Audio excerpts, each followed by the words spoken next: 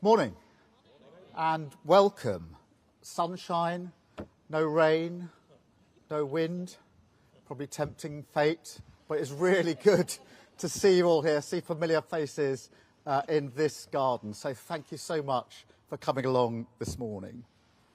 When I stood on the steps of Downing Street just over there 2 months ago, I promised that this government would serve people like you, apprentices, teachers, nurses, small business owners, firefighters, those serving our community and our country every day. I promised that we would get a grip on the problems that we face and that we would be judged by our actions, not by our words. I said before the election, and I say it again really clearly today, growth, and frankly by that I do mean wealth creation, is the #1 priority of this Labour government. And that's why in our first few weeks we've set up the National Wealth Fund, because we want every person and every community to benefit. It's why we've unlocked planning decisions, because we're going to build 1.5 million new homes. It's why we set up Great British Energy to create good jobs and cut people's bills. And it's why we ended the national strikes that have crippled our country for years. Because I defy anyone to tell me that you can grow the economy when people can't get to work because the transport system is broken, or can't return to work because they're stuck on an NHS waiting list. We've done more in 7 weeks than the last government did in 7 years. And these are just the first steps towards the change that people voted for, the change that I'm determined to deliver. But before the election, I also gave a warning. I said change would not happen overnight. When there's a deep rot at the heart of a structure, you can't just cover it up. You can't just tinker or rely on quick fixes. You have to overhaul the entire thing. Tackle it at root, even if it's harder work and takes more time. Because otherwise, what happens? The rot returns in all the same places, and it spreads worse than before. You know that. I know that. And that's why this project has always been about fixing the foundations of our country. But I have to be honest with you. Things are worse than we ever imagined. In the first few weeks, we discovered a £22 billion black hole in the public finances. And before anyone says, oh, this is just performative or playing politics, let's remember the OBR did not know about it. They wrote a letter setting that out. And they didn't know because the last government hid it. And even last Wednesday, just last Wednesday, we found out that thanks to the last government's recklessness, we borrowed almost £5 billion more than the OBR expected in the last 3 months alone. That's not performative, that's fact. But as well as the things that we've discovered, we've also seen shocking scenes across the nation. A mindless minority of thugs who thought that they could get away with causing chaos, smashing up communities and terrifying minorities, vandalising and destroying people's property, even trying to set fire to a building with human beings inside it. And as if that wasn't despicable enough, people displaying swastika tattoos, shouting racist slurs on our streets, Nazi salutes at the cenotaph, the very place we honour those who gave their lives for this country, desecrating their memory under the pretence, and it is a pretence, of legitimate protest. Now they're learning that crime has consequences, that I won't tolerate a breakdown in law and order under any circumstances. And I will not listen to those who exploit grieving families and disrespect local communities. But these riots didn't happen in a vacuum. They exposed the state of our country, revealed a deeply unhealthy society, the cracks in our foundations laid bare, weakened by a decade of division and decline, infected by a spiral of populism which fed off cycles of failure of the last government. Every time they faced a difficult problem, they failed to be honest. They offered the snake oil of populism, which led to more failure, round and round and round, stuck in the rut of the politics of performance. Now, I saw the beginning of that downward spiral firsthand back in 2011, when riots ripped through London and across the country. I was then Director of Public Prosecutions. And when I think back to that time, I see just how far we have fallen. Because responding to those riots was hard. Of course it was. But dealing with the riots this summer was much harder. Back in 2011, I didn't doubt that the courts could do what they needed to do. This time, to be honest with you, I genuinely didn't know. Let me tell you this, every day of that disorder, literally every day, we had to check the precise number of prison places and where those places were to make sure that we could arrest, charge and prosecute people quickly. Not having enough prison places is about as fundamental a failure as you can get. And those people throwing rocks, torching cars, making threats, they didn't just know the system was broken. They were betting on it, gaming it. They thought, they'll never arrest me. And if they do, I won't be prosecuted. And if I am, I won't get much of a sentence. They saw the cracks in our society after 14 years of failure, and they exploited them. That's what we've inherited. Not just an economic black hole, a societal black hole. And that's why we have to take action and do things differently. And part of that is being honest with people about the choices that we face, how tough this will be. And frankly, things will get worse before they get better. I didn't want to release prisoners early. I was chief prosecutor for 5 years. It goes against the grain of everything I've ever done. But to be blunt, if we hadn't taken that difficult decision immediately, we wouldn't have been able to respond to the riots as we did. And if we don't take tough action across the board, we won't be able to fix the foundations of the country as we need.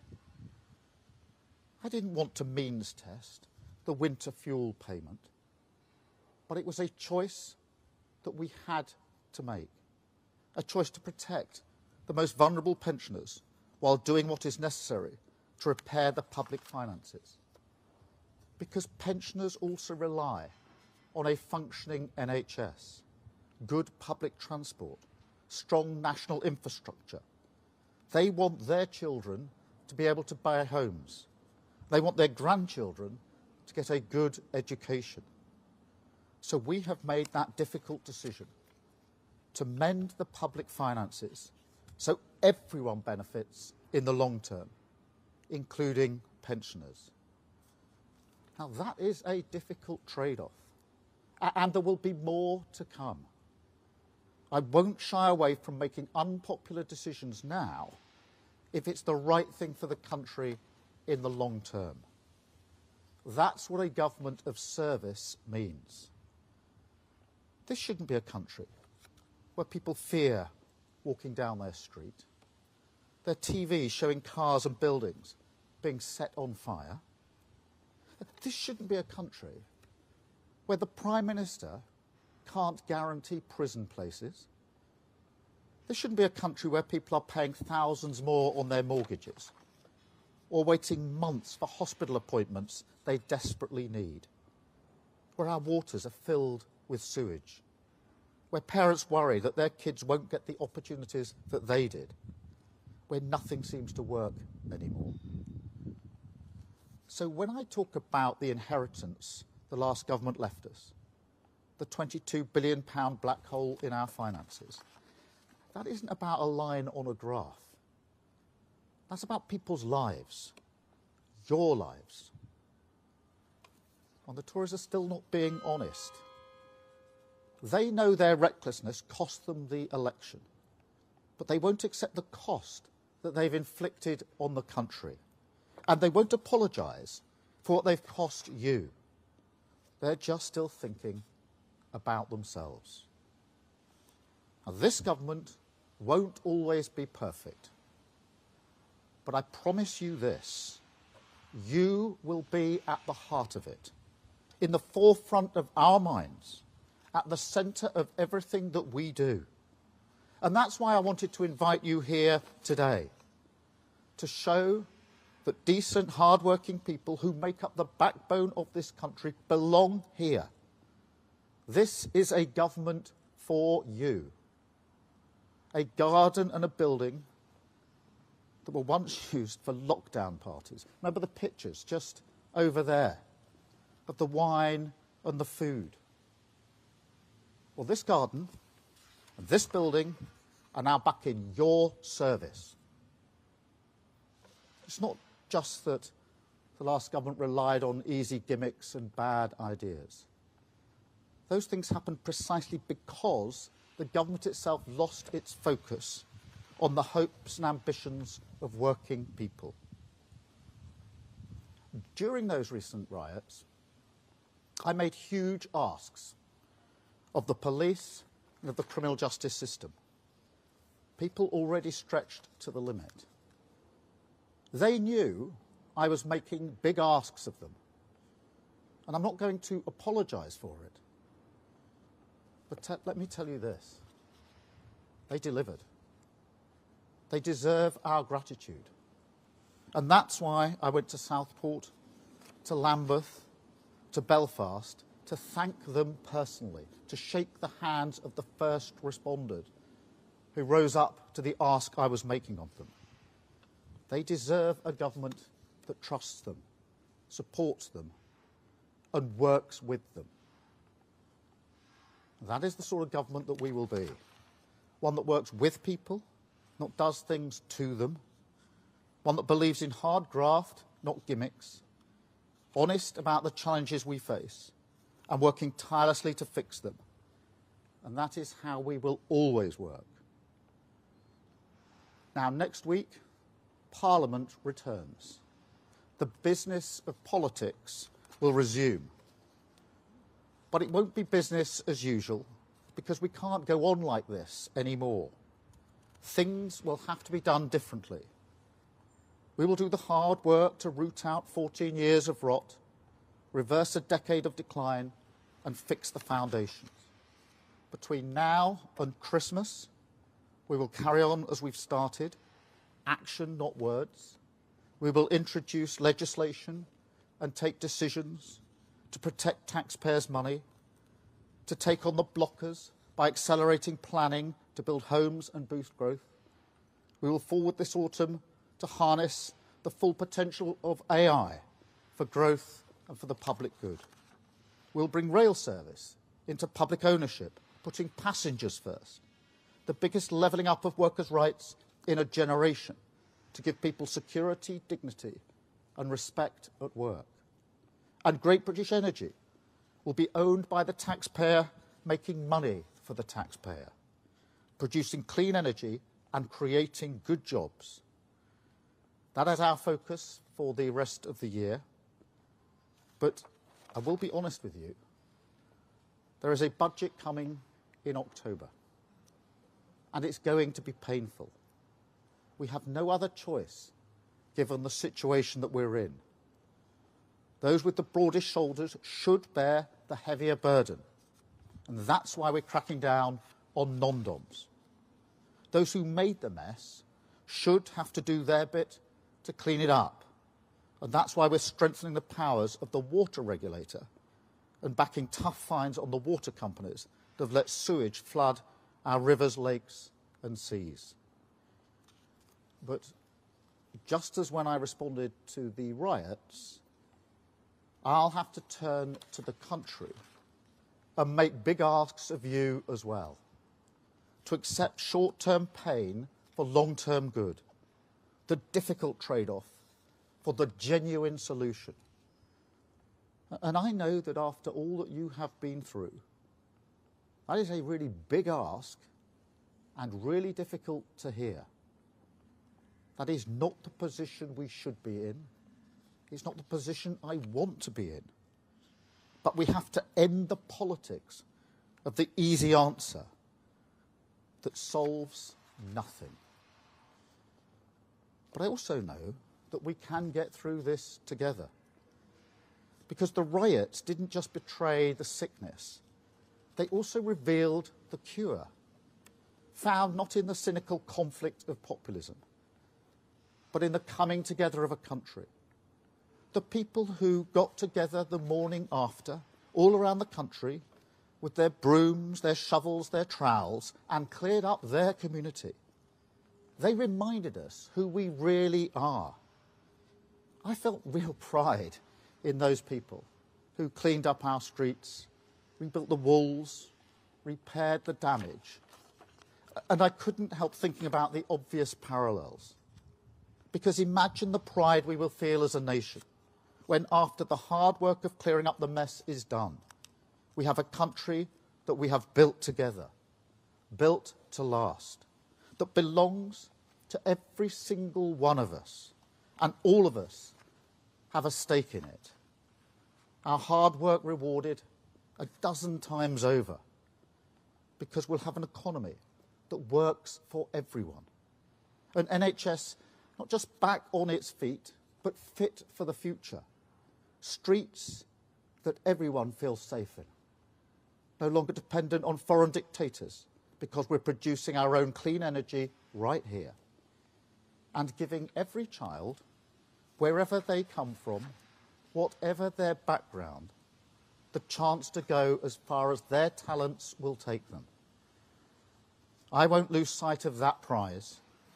I won't lose sight of what we were elected to do. And most importantly, I won't lose sight of the people that we were elected to do it for. You. This is our country. Let's fix it together. Thank you very much. Thank you.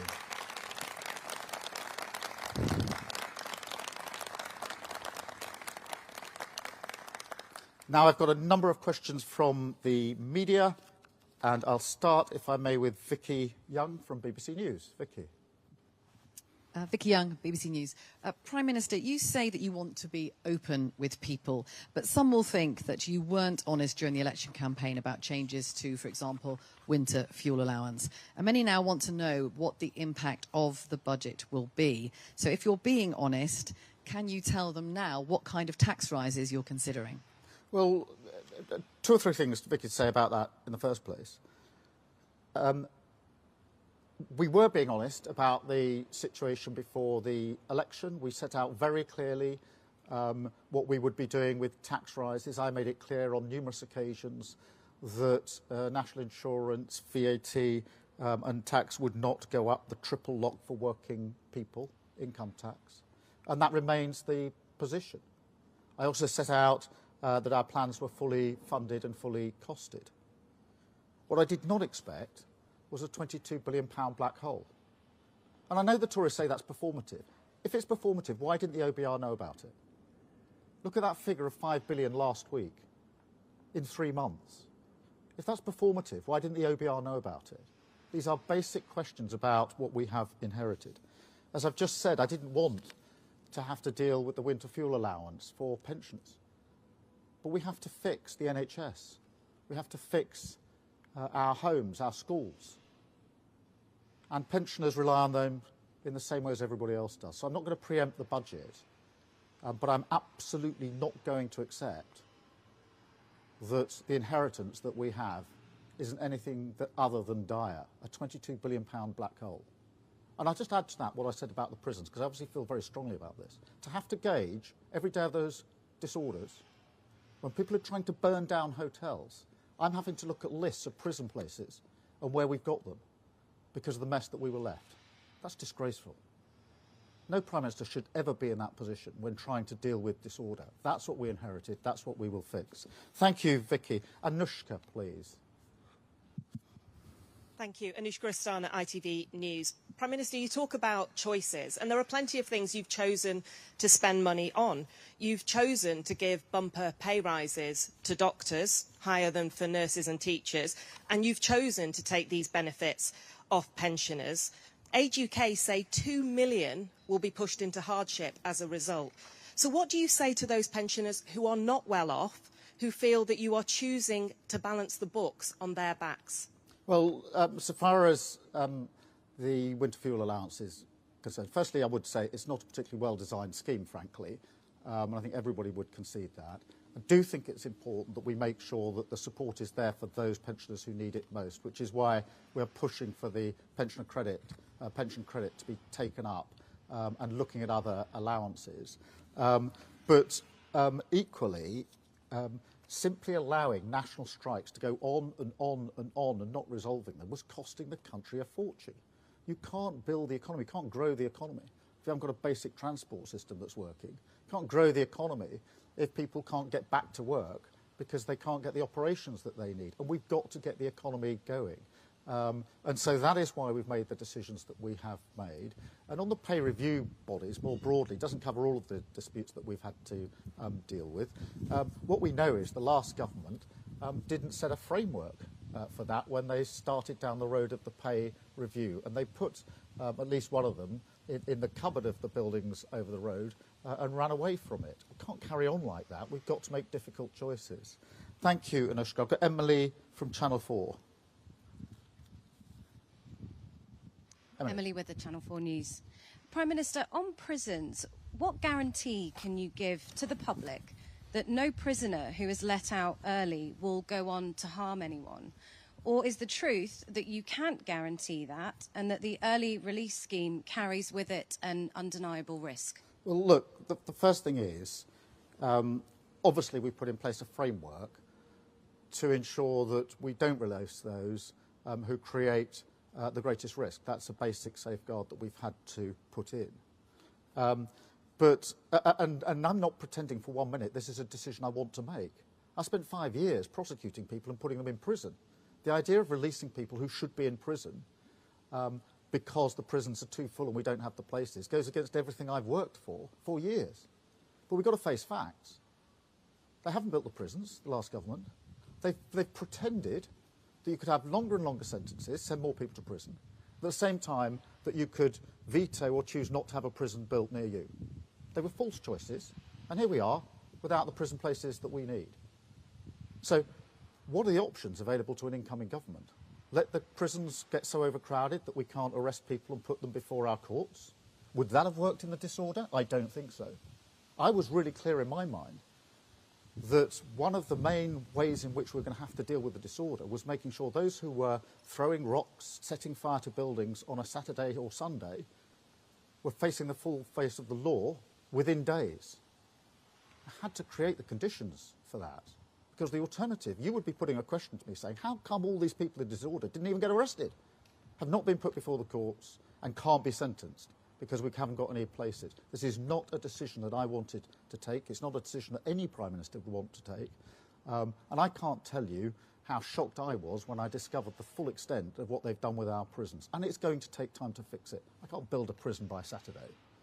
We will fix it. We've already taken the measures that are necessary to make sure we can get through the disorder. But I shouldn't be sitting in the Cobra room with a list of prison places across the country on a day-by-day basis, trying to work out how we deal with disorder. But that's the position I was put in, and it's frankly not good enough. Thank you, Emily. Beth.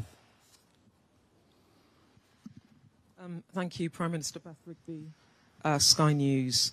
Prime Minister, you say you want to build trust and be honest with people. You've got off to a bad start with pensioners who voted for you, and then you cut their winter fuel allowance, and it wasn't in your manifesto. You also said in the general election you had no plans to raise taxes beyond what you'd set out in your manifesto. Now you're saying something else. So can you please level with people? Are you going to raise taxes? And are you looking, when you talk about the broader shoulders, are you looking at taxes on working people? Or are you now looking at a range of wealth taxes on shareholders, homeowners, big business? Thank you.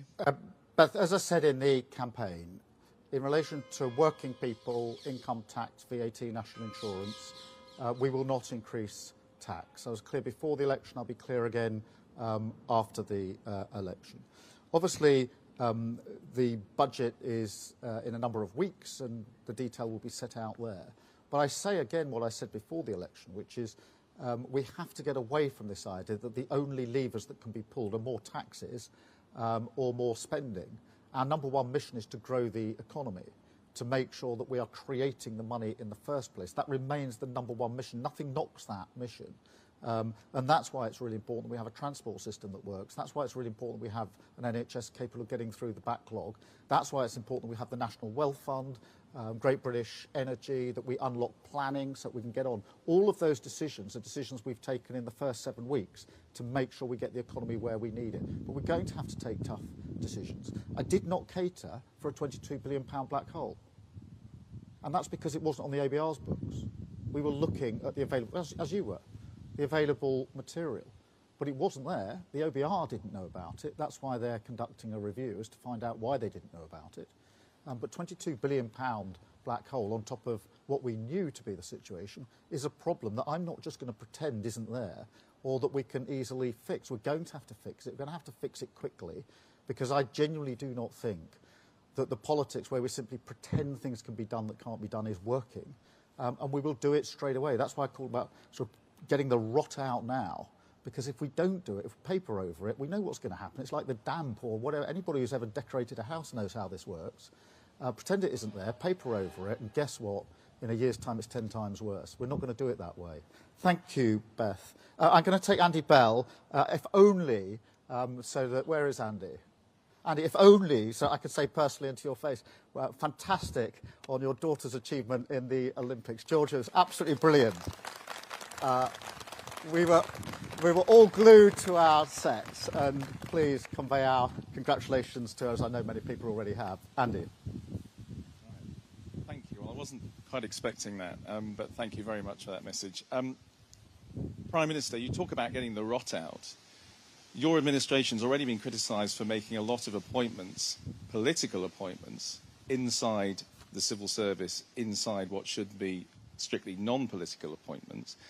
Wouldn't it be a good idea to have a review now by your Commissioner for Ministerial Standards, just to set the record straight, to clear the air? Because at the moment, a lot of people are wondering whether you really are getting the rot out in terms of the way public administration works. Well, look, Andy, most of these allegations and accusations are coming from the very people that dragged our country down in the first place. So you'll forgive me if I take that approach to it.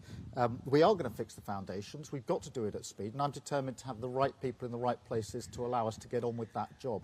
I'm enormously aware of how big a task this is and how we have to move at pace. And that's why we're getting the best people into the best jobs. But I'm not really going to take lectures on this from the people who dragged our country so far down in the last few years. Thank you. I've got Kieran from The Guardian. Thank you. Kieran Stacey from The Guardian. Just on that theme, can you tell us why you've cancelled the appointment of your new National Security Advisor? And can you pledge that there will be an open and transparent process to replace that person? Yes. Of course, there'll be an open and transparent process. And no, I'm not going to publicly discuss individual appointments. Thank you. Jack from The Sun.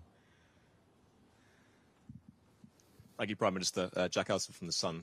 You've made clear today your reasoning for giving big pay rises to public sector workers, but now you've shown you're willing to get your chequebook out. do you not risk spending the rest of your premiership playing a game of whack-a-mole with ever-growing union demands? And just quickly, you spent a lot of time today looking back in anger, but are you happy that Oasis has decided to reform on your watch? What can I say in relation to that? It's very, very good. It's a great song. I'm not sure I'm the best place to champion it after the last 20 or 30 minutes. But look, let's see what happens with Oasis. In relation to the pay settlement, look, we were very clear before the election we weren't going to meet the demands of the unions. They were making demands which we did not think could be met, and we haven't met them. We'll take the same tough approach as we go forward in relation to any pay issues. We have to take that approach, and therefore I will be as tough on this as I was before the election, because we have to be tough about it. But I'm not going to pretend that having hospitals that can't operate properly is good for the economy, or having a transport system where people can't get to work is good for the economy. Just sitting it out year after year was costing a huge amount of money. So the government has to get the balance right. But let me be clear, I'm going to be really tough about this with the unions, as I'm being tough with everybody else, because this is part of the work we have to do to get out the rot and start to rebuild our country. Just to follow up Andy's question about the widespread concern of people with Labour links being appointed to the civil service, was your answer effectively that process doesn't really matter when the task is so urgent? And if you are talking about honesty and service, can you not just explain why you appointed some of these people, why Lord Ali, for example, had down street pass what he was doing here? And again, on Beth's, you said clearly wealth taxes are in the frame. Are you also saying to people that further spending cuts are also being looked at? Well, let me be clear. I wasn't saying process doesn't matter. I think you and others have heard enough from me over the years to know that process does matter to me. Procedures do matter to me. And I'm absolutely determined to restore honesty and integrity to government, because I think that is core to ensuring that people appreciate that politics can be a force for good.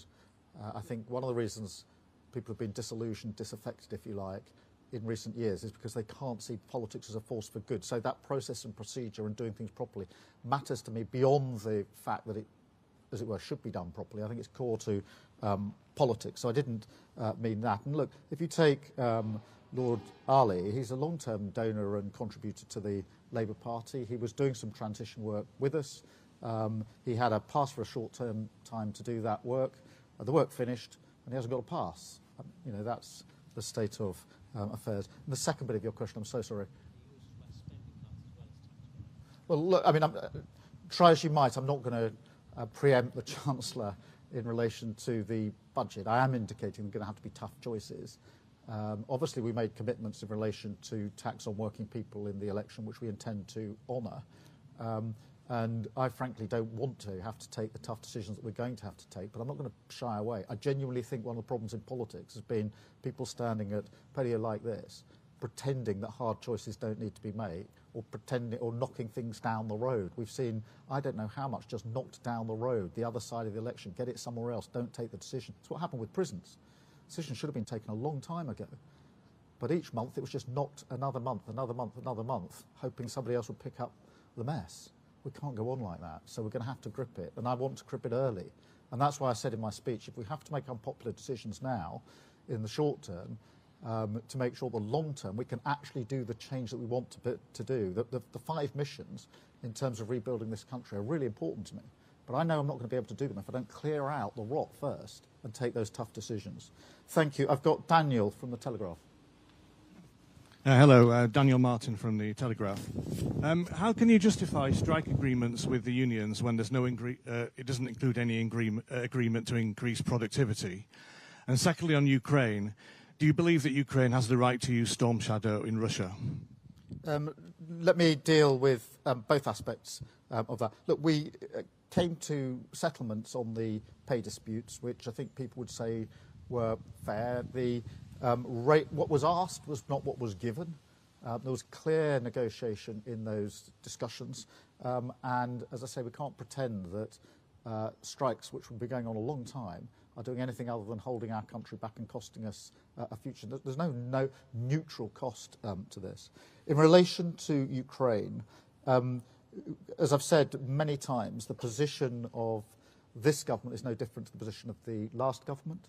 No new decisions or different decisions have been taken. We have put additional resource in terms of what we're providing, both money commitments and weapons commitments. I'm not pretending the last government wouldn't have done that, by the way, because I genuinely think one of the good things about recent years in relation to Ukraine, and there's not much good that can be said of it, is that there's been a unity in Parliament on that. And as I've said to President Zelensky and the people of Ukraine, we will stand with them for as long as it takes. I'm not going to get into tactical questions about the use of weapons for reasons that I know you'll understand.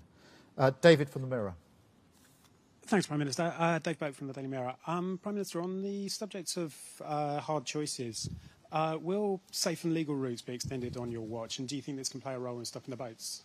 Well, so far as stopping the boats is concerned, we have got to take down the gangs that are running the vile trade in the first place, which is why we're setting up the Border Security Command. It's why when we had the European Political Community meeting just 2 weeks after I was elected, and we had 46 European leaders to Blenheim, I discussed with them in some detail how we would work better together to take down the gangs that are running this vile trade in the first place. I'm absolutely clear in my own mind that that's how it will be most effectively done. Just as in the recent riots, I drew on my experience of 2011 in terms of what worked to deal with the riots, so with the gangs that are running this vile trade, drawing on my experience of having taken down terrorism gangs, those that smuggled guns and drugs, I think that the same can be done with those that are running this vile trade. Thank you. And then Lucy from the FT. Thank you. Lucy Fisher. Prime Minister, you've spoken today about restoring honesty and integrity to government, and in your manifesto you pledged to establish a new independent ethics and integrity commission with its own independent chair. You've been in Downing Street for more than 50 days now. Can you commit to telling us when you're going to launch this commission, and can you confirm today that the chair will have the power to launch their own probes autonomously, and that they will be able to publish independent verdicts from those probes? Thank you. Well, Lucy, look, that is a commitment that we made. We will stick to it. I don't have a precise date. I do think it's important that it can initiate its own inquiries, if you like, because that has been an inhibitor in the past. So that commitment stands. As soon as we've got a date, I'll give you a date. But I am very keen that it has the ability to start investigations under its own steam, because I think that's one of the bits that's been missing. Thank you all very much indeed. Thank you.